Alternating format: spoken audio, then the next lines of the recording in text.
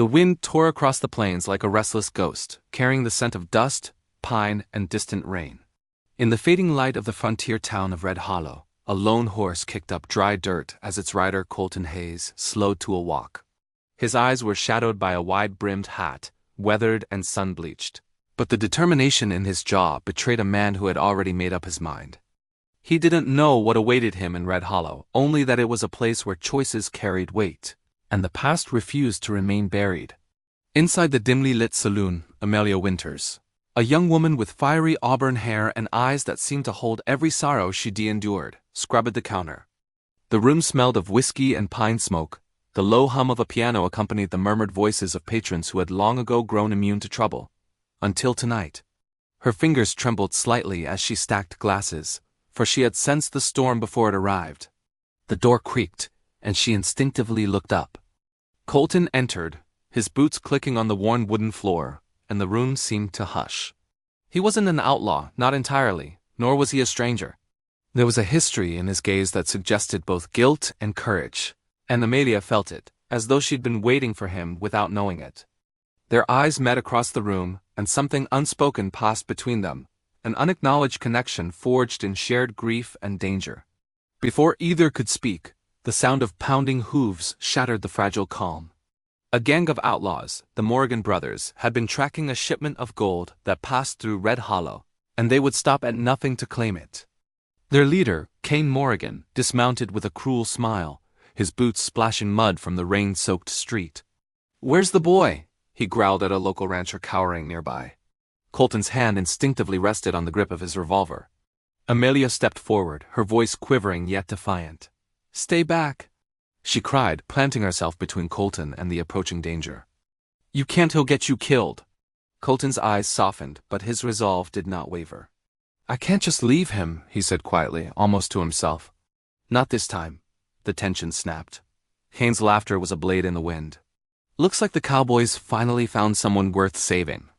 Or maybe someone worth losing," he sneered. The Morgan brothers fanned out, guns glinting in the last rays of sunset, ready to claim both the gold and the lives of anyone who stood in their way. Colton drew a slow, steady breath, feeling the weight of his past mistakes pressing against his chest. He had walked away from violence for years, swearing never to draw his gun for anyone again. But here, in the heart of Red Hollow, the choice had been taken from him. The boy's life, Amelia's safety, and his own redemption were all intertwined now, in a single, irrevocable moment. Amelia reached out again, her hand brushing his arm. "Colton. Please, don't do this," she whispered, her voice trembling. The desperation in her tone was a tether to the man he had once been, a man who sought peace, not revenge. But the fire in Colton's eyes told a different story. He had seen enough death, enough loss, to know that some fights were unavoidable. And this was one of them. The first shot rang out. It tore through the evening like a scream, shattering glass and scattering the townsfolk. Panic erupted as the Morgan brothers pressed forward, guns drawn, eyes blazing with malice.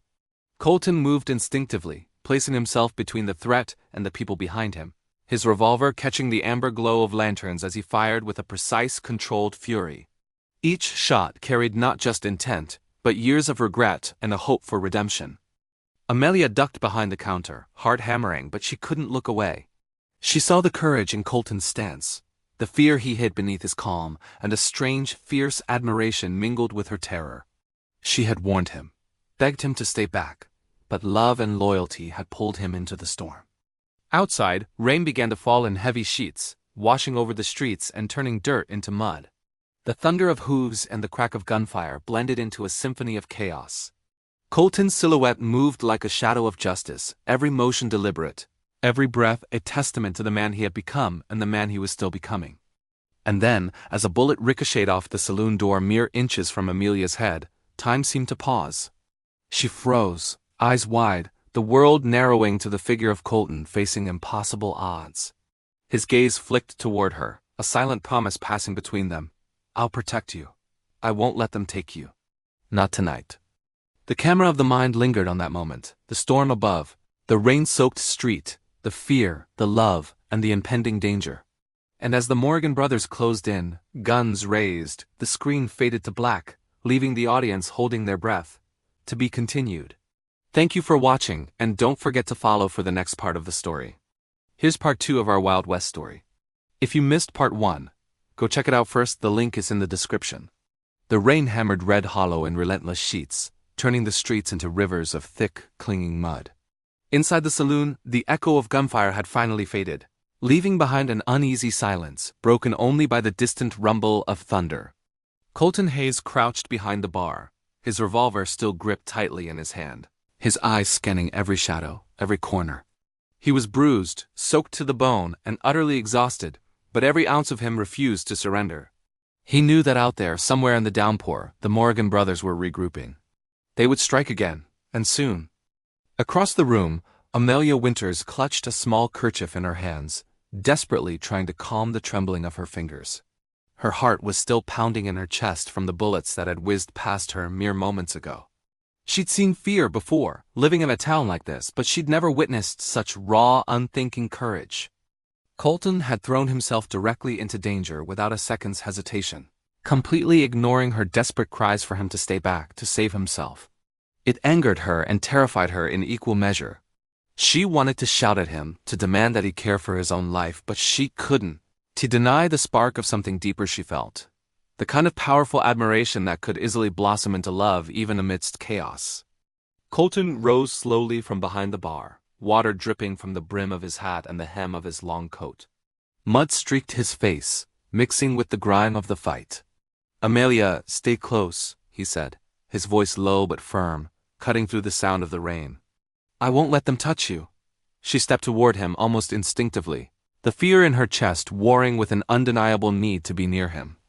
"You don't have to do this alone," she whispered, her eyes wide and vulnerable in the dim light of the saloon. He shook his head, a grim, tired smile just brushing his lips. "I've done too much running in my life. Tonight I fight." Outside, the Morgan brothers circled the saloon like a pack of wolves hunting their prey. Came Morgan, a cruel, mocking grin splitting his face, leaned against a rain-soaked post just beyond the swinging doors.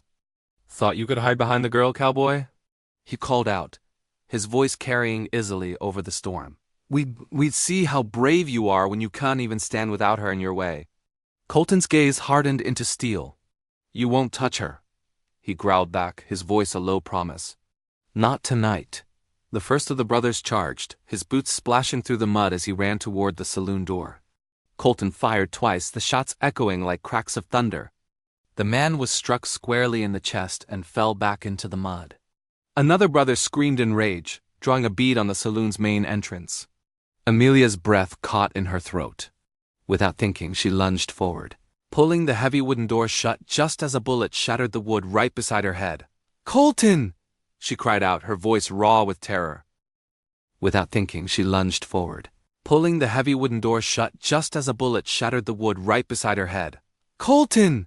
she cried out, her voice raw with terror. He peeked out through a grimy window, his eyes scanning the shadows, knowing this fight was far from over. Without a moment of hesitation, Colton sprinted out into the open street. He caught the boy in a protective sweep of his arm, dragging him behind a large, fallen wagon just as the air filled with the sound of gunfire. Bullets ricocheted off the metal and wood around them. Colton sprinted out into the open street. He caught the boy in a protective sweep of his arm, dragging him behind a large, fallen wagon just as the air filled with the sound of gunfire. Bullets ricocheted off the metal and wood around them, each strike sending splinters flying into the rain-soaked ground. Amelia watched, breathless, as Colton shielded the boy with his own body, returning fire with measured, precise shots. Her chest tightened not just from fear anymore, but from the undeniable pull of a much deeper emotion. She had warned him. She had begged him to stay back, yet here he was, risking everything, not for pride, not for vengeance, but for her and for this innocent boy. Her eyes glistened with unshed tears as she realized she cared for him more deeply than she had ever allowed herself to admit. Time seemed to stretch and warp. The sounds of gunfire, the pounding rain, and the howling wind all blended together into a chaotic symphony of life and death. Colton's movements were fluid and instinctive, honed by years spent just trying to survive, and yet one of the bullets found its mark. It struck his shoulder, sending him sprawling onto the muddy street. Blinding pain shot through him, but he gritted his teeth, pushed himself up, and rose again, refusing to yield. Kane Morgan laughed, a harsh, grating sound. He stepped closer, cocking his pistol with deliberate, theatrical malice. "You're stubborn, cowboy," Kane spat, the rain plastering his hair to his forehead. "But stubbornness won't save them or you." Colton's eyes flicked toward Amelia, who now stood frozen in the saloon doorway, gripping a lit lantern. Her face was pale, her lips trembling. But there was a fire in her eyes now, a stubborn refusal to let fear dictate her actions. She didn't hesitate. She raised the lantern high, its warm glow reflecting off the rain-slicked street, and shouted toward Kane, her voice ringing with newfound strength. "Leave him! Leave him now!" For a single frozen heartbeat, time stopped. Kane's cruel smirk faltered. He hadn't expected this. He hadn't expected the woman he'd dismissed as weak to stand up to him, to risk herself for this stranger. Colton seized that one heartbeat of hesitation. He steadied himself, a new fire lighting his eyes. He pulled the boy closer behind the wagon, whispering, "Stay down. Just a little longer." The rain poured even harder. Thunder rolled directly overhead, shaking the very ground. And as Colton squared his shoulders and prepared for the final confrontation, Amelia realized something with absolute certainty. Despite all the danger, despite every plea she had uttered for him to run, her heart had been drawn irrevocably into this storm with him. The world outside was chaos, bullets flying, the rain blurring reality into a watercolor of violence, but inside her chest, she felt something she had tried so hard to resist. Love, fierce and unrelenting. Then, just as Kane raised his gun for the decisive shot, we freeze on Colton's determined face, the boy huddled safely behind him, and Amelia reaching out, powerless to stop what's coming, yet utterly unwilling to look away. To be continued. Are you ready for the final chapter? Yet utterly unwilling to look away. To be continued. Are you ready for the final chapter? Let me know in the comments if you want part 3, where we bring emotional resolution, redemption, and cinematic closure to this story. The storm had swallowed Red Hollow whole. Rain hammered down on the rooftops, and thunder rolled like distant cannon fire across the valley. The main street, now just a river of mud, had become a battleground of shadows and gun smoke. This is where Colton Hayes struggled to get to his feet, blood and rain mixing in the dirt.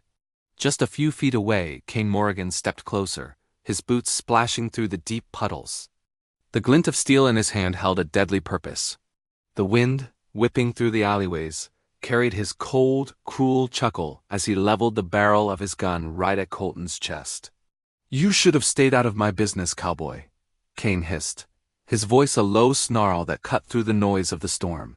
"You should have left the girl and the boy." Colton's vision swam. The world was a blur of rain and darkness.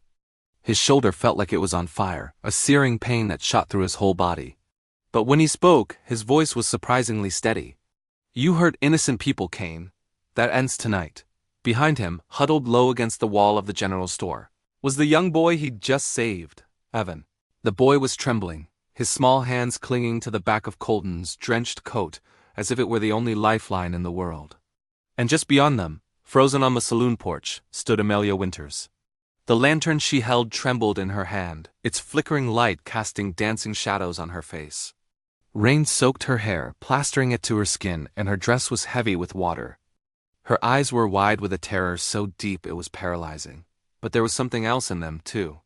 Something that had been quietly growing from the very first night she saw Colton ride into town. A man worn down by life but still fighting for something good.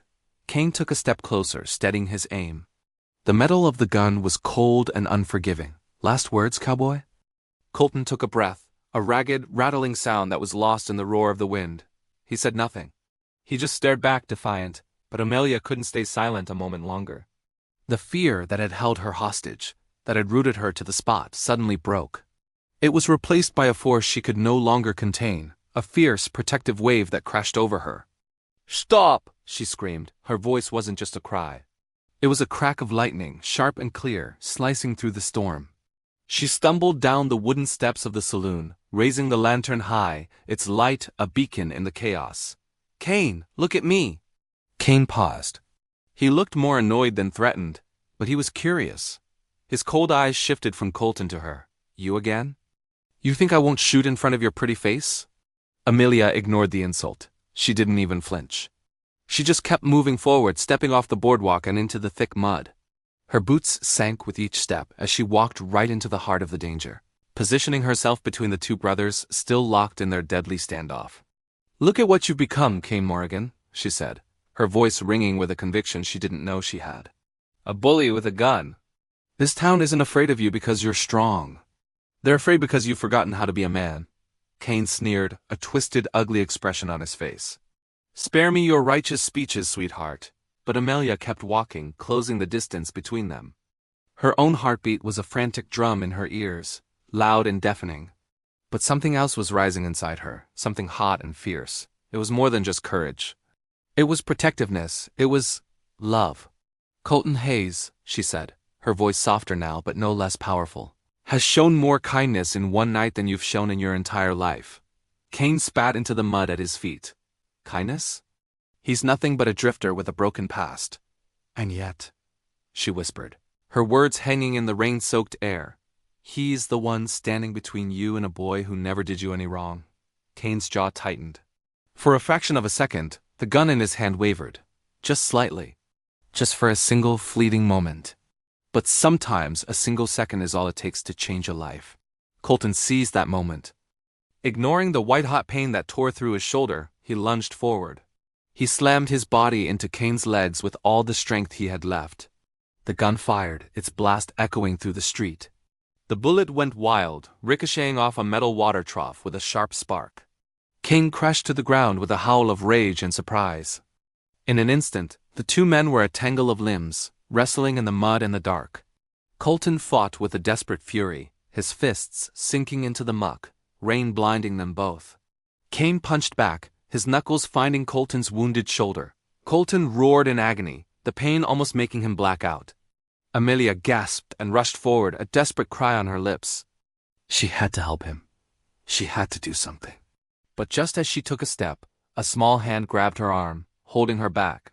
"Miss Amelia, don't!" the boy cried out. It was Evan. He looked up at her, his eyes wide and filled with a fear that broke her heart. He was trying to protect her, just as Colton was trying to protect him. Colton rolled onto his back as Kane, stronger and uninjured, gained the upper hand. He pinned Colton down, his hands closing around Colton's throat. Rain lashed their faces. Mud smeared across Kane's triumphant grin. "Should have stayed out of it," he growled, his voice a low rumble of victory. He squeezed harder. Should have listened to her. Colton's vision started to tunnel. The world around him went dark at the edges. Air, precious air, vanished. The roar of the storm faded into a dull hum. But through the haze, through the encroaching darkness, he saw her. Amelia. She was standing there, tears streaming down her rain-soaked face, her lips moving, whispering his name like a prayer. And in that final, desperate moment, something inside him rose. A well of strength he didn't know he possessed. He would not die. Not tonight. Not here, in the mud. Not in front of her. Not while that boy still needed him. He would not let Kane win. Thank you for watching. If you enjoyed this story, don't forget to like, subscribe, and hit that notification bell so you don't miss the next part of the adventure. See you next time.